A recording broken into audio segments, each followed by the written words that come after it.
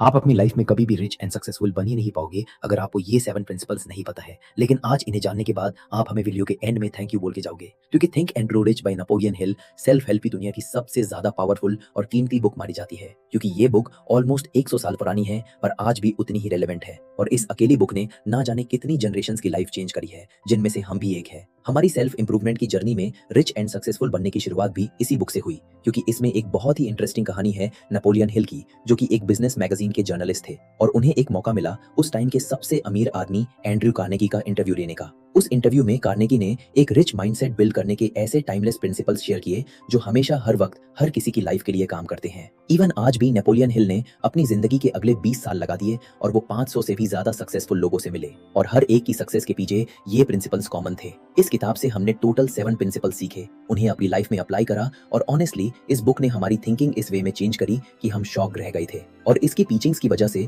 हम 99% लोगों से अलग बन पाए और आज अपनी ड्रीम लाइफ जी रहे हैं। इस वीडियो में हम अपनी सारी लर्निंग्स शेयर करने वाले हैं, जो भी हमने इस बुक से सीखी है, वो 7 प्रिंसिपल्स जो आपको सक्सेस की गारंटी देते हैं। क्योंकि थिंक एंड ग्रो रिच की शुरुआत होती है एक सिंपल वर्ड से, डिजायर। यही है सबसे पहला principle, cultivate a burning desire. लेकिन ये कोई हल्का फुल्का काश ऐसा होता काश वैसा होता वाला थॉट नहीं है। ये वो वाला डिजायर है जो आपको चैन से बैठने नहीं देता और रातों की नींद उड़ा देता है, जो सपना सिर्फ आंखों तक नहीं रहता बल्कि आपको एक्शन लेने के लिए मजबूर करता है। जब आप किसी चीज को इतनी शिद्दत से चाहते हो कि हर सोच, हर काम, हर दिन उसी गोल के आसपास घूमता है, बस वही होता है real desire, the burning desire. Ford motor company के फाउंडर हेनरी फोर्ड का एक बर्निंग डिजायर था। वो एक पावरफुल 8 सिलेंडर इंजन बनाना चाहते थे। सभी एक्सपर्ट्स इसे इम्पॉसिबल कहते थे कि ऐसा इंजन बनाया ही नहीं जा सकता। उन्होंने पेपर पर इस इंजन का डिजाइन रेडी कर दिया था, जिसे देखकर उनके खुद के इंजीनियर्स ने मना कर दिया था कि ये प्रैक्टिकल नहीं है। पर हेनरी फोर्ड ने फिर भी कहा कि इसे प्रोडक्शन में डालना शुरू करो, और 6 महीने बीत रहे लेकिन कोई प्रोग्रेस नहीं हुई। तब भी हेनरी ने कहा काम करते रहो। 6 महीने और बीत गए और कोई रिजल्ट नहीं आया, बट हेनरी काम करते रहे। और एक दिन अचानक लगभग 100 से 200 बार फेल होने के बाद उनका इंजन रेडी हो गया। फोर्ड को ये सक्सेस उनकी बर्निंग डिजायर की वजह से मिली थी, जो हार मानने के लिए तैयार नहीं थी। मतलब एक ऐसा एटीट्यूड कि मुझे नहीं पता ये कैसे होगा पर होके ही रहेगा, मैं इतना जानता हूँ। आपकी लाइफ में भी आपके जितने भी गोल्स हैं वो सभी अचीव नहीं होंगे। ये सच है, क्योंकि आपके ज्यादातर गोल्स एक तरह की विशफुल थिंकिंग है। आपके सिर्फ वही गोल्स पूरे होंगे जिनके पीछे एक स्ट्रॉन्ग बर्निंग डिजायर होगा। आज एक काम करो, अपने सारे गोल्स की एक लिस्ट बनाओ कि आपको लाइफ में क्या क्या चाहिए। आपके सारे सपने एक पेपर पर लिखो। अब एक एक करके उस लिस्ट को देखो और खुद से ये पूछो, इनमें से क्या ऐसी चीज है जो आपका बर्निंग डिजायर है। अब ये पता कैसे चलेगा? जब भी आप अपने उस गोल के बारे में सोचो तो आपको एक तरह की फीलिंग आनी चाहिए। फीलिंग ऐसी कि आपको पता हो कि आप ये काम कर सकते हो। आपको एग्जैक्टली नहीं पता कि ये कैसे होगा, कब होगा, बस आप इतना जानते हो कि अगर मैंने इस पर एकदम दिल से और मेहनत से काम करा तो मैं ये गोल अचीव कर सकता हूँ 100%। अच्छा, आपका वो एक बर्निंग डिजायर क्या है जिसे आप पूरे दिल से चाहते हो कि वो पूरा होकर रहे? हमें कमेंट करके बताओ, हम देखेंगे, क्योंकि ये आपकी लाइफ को एक डायरेक्शनल गोल देगा जिसे पूरा होना ही है, चाहे कुछ भी हो जाए। यही होगा आपका एक बर्निंग डिजायर। और जब आपको अपना बर्निंग डिजायर मिल जाए, उसके बाद एक डेफिनेट पर्पस सेट करना है। Set a definite purpose. Edwin C Barnes हमेशा से ही थॉमस एडिसन के साथ काम करना चाहते थे। वो उन्हें अपना पार्टनर बनाना चाहते थे, लेकिन बार्न्स को कोई नहीं जानता था। ना ही उनके पास पैसा था, ना कनेक्शंस, और ना ही कोई खास स्किल्स थी। तो बार्न्स ने क्या करा? अपने इस ड्रीम को रियलिटी बनाने के लिए उन्होंने एक प्लान बनाया। उन्होंने एक ट्रेन पकड़ी और सीधा एडिसन के सामने जाकर जॉब मांगी। एडिसन को बार्न्स एक नॉर्मल होमलेस आदमी जैसा लग रहा था, लेकिन बार्न्स की आंखों में डिटर्मिनेशन की चमक थी। इसलिए एडिसन ने बार्न्स को एक बेसिक जॉब दे दी। पर बार्न्स का गोल एडिसन के साथ काम करना था, ना कि एडिसन के लिए काम करना था। पर वो कई सालों तक एडिसन के लिए छोटे मोटे काम करते रहे। मोस्टली लोग इस पॉइंट पर आकर फेलियर को एक्सेप्ट कर लेते हैं और गिव अप कर देते हैं, लेकिन बार्न्स ने हार नहीं मानी और एडिसन के साथ काम करने की हर छोटी अपॉर्चुनिटी को ढूंढते रहे। और कई सालों बाद उन्हें एक अपॉर्चुनिटी मिली। एडिसन का एक नया इन्वेंशन था, एडिसन डिक्टेटिंग मशीन, जिसे सेल करने के लिए एडिसन के सभी सेल्समैन ने अपने हाथ खड़े कर दिए। उन्हें लगता था कि इसे कोई नहीं खरीदेगा। यही मौका देखकर बार्न्स ने ये जिम्मेदारी ली और उन्होंने इस काम को बहुत अच्छे से करा। उस मशीन की सेल्स बढ़ने लगी, जिसे देखते हुए एडिसन ने उन्हें अपना पार्टनर बना लिया और उन्हें इस मशीन को पूरी कंट्री में बेचने की रिस्पॉन्सिबिलिटी दे दी। तो इससे ये सीखने को मिलता है कि देखो, आपका जो भी बर्निंग डिजायर है ना, उस पर जब आप काम करने लगते हो तो वो आपका एक पर्पस बन जाता है जिससे आप हट नहीं सकते हो। आप हर दिन उस पर काम करते हो, उस काम के बारे में सोचते हो, उस गोल तक पहुंचने का हर रास्ता ढूंढते हो, और जो भी अपॉर्चुनिटी मिलती है उस पर अपना बेस्ट देते हो। हर एक फेलियर, हर एक डिसअपॉइंटमेंट आपको अपने गोल के, अपने पर्पस के और करीब ले जाती है। नेपोलियन हिल कहते हैं, riches do not respond to wishes, यानी एक रिच माइंडसेट वाला पर्सन विशेस को चेज नहीं करता,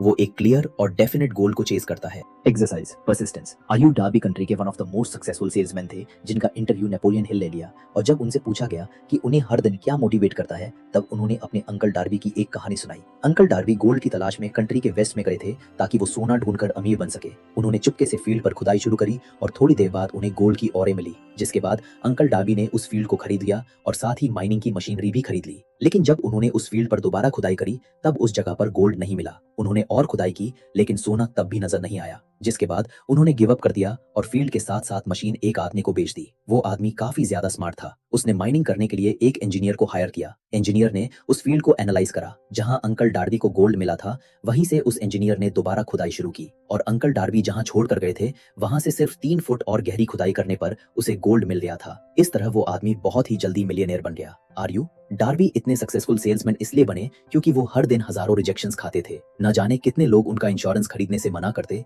पर हर एक रिजेक्शन उन्हें अपने गोल के और करीब ले जाता था। उन्हें पता था हर एक नो के बाद अगला यस आने के चांसेस और बढ़ जाते हैं। अपने हर एक काम को, हर एक एफर्ट को ऐसे देखो जैसे आप जमीन में खोद कर सोना निकाल रहे हो। आपको पता है सोना वही है, पर आपको ये नहीं पता कि आपको किस हिट पर वो सोना मिलेगा। बस ये याद रखो कि आप जितनी बार खुदाएंगे, जितनी बार फेल होगे, आप उतना ही अपने गोल के करीब जाते जाओगे। क्योंकि ज्यादातर लोगों को आपने लाइफ में देखा होगा, अपॉर्चुनिटी उनके सामने होती है लेकिन फिर भी वो उसे इग्नोर कर देते हैं। वो उस चमकते हुए सोने तक कभी पहुंच ही नहीं पाते जिन्हें वो पा सकते थे सिर्फ सिस्टम और सीक्रेट के जरिए। इसलिए आप भी 99% लोगों की तरह सेम गलती मत करो। इसलिए हमने अपने सालों के एक्सपीरियंस और नॉलेज से द सक्सेस सीक्रेट बनाया है, जो आपको ऐसा बना देगा कि आप लाइफ में जो चाहोगे वो आपको मिलेगा। क्योंकि इसमें हमने वो सब सीक्रेट्स बता रखे हैं जो 99% लोगों को लाइफ में सक्सेसफुल बनने से रोकते हैं और वो जिंदगी भर सिर्फ सोचते रहते हैं। तो अगर आप उन 99% लोगों में से नहीं हो जो हाथ पर हाथ रख के बैठे रहते हैं, बल्कि अगर आप वो टॉप 1% बनना चाहते हो,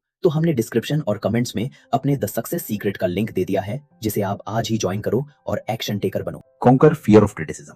नेपोलियन हिल ने 6 तरह के फियर्स बताए हैं जो लोगों को कभी भी अमीर नहीं बनने देते, जैसे the fear of poverty, the fear of criticism, the fear of in health, the fear of loss of love of someone, the fear of old age और द फियर ऑफ डेथ। लेकिन क्रिटिसिज्म यानी लोग क्या कहेंगे, इसका डर सबसे ज्यादा स्ट्रॉन्ग होता है क्योंकि ये ज्यादातर लोगों को अफेक्ट करता है। क्रिटिसिज्म लोगों को अक्सर होपलेस फील करवाता है और डिप्रेस्ड भी कर देता है। अपने बारे में कुछ भी बुरा सुनते ही लोग काफी अनकंफर्टेबल फील करने लग जाते हैं। सबसे पहला, क्रिटिसिज्म अक्सर हमारे क्लोज रिलेटिव्स ही करते हैं। पेरेंट्स भी अक्सर बच्चों के सपनों को क्रिटिसाइज करके उन्हें डीमोरलाइज कर देते हैं, जबकि हम खुद भी बड़े होने के बाद दूसरों का मजाक बनाते हैं। क्रिटिसिज्म से कोई बच नहीं पाया है। जैसे रेडियो के इन्वेंटर गुगेलेमो मार्कोनी के वायरलेस मैसेज भेजने वाले आइडिया को लेकर उनके दोस्त ने सोचा कि वो शायद पागल हो गए हैं और उन्हें साइकियाट्रिक हॉस्पिटल भेज दिया था। और तो और आर्नल्ड श्वार्ज़नेगर को भी हॉलीवुड एक्टर बनने से पहले उनकी एक्टिंग एबिलिटी के लिए खूब क्रिटिसाइज किया गया था। द फियर ऑफ क्रिटिसिज्म और लोग क्या कहेंगे वाले थॉट्स लोगों के सपनों को शुरू होने से पहले ही खत्म कर देते हैं। ये बात समझो, आपका जो बर्निंग डिजायर है, जो आपका पर्पस है, वो सिर्फ और सिर्फ आपका है। इसमें किसी का भी एक्सेप्टेंस एक्सपेक्ट मत करो। कोई आप पर बिलीव करे या ना करे,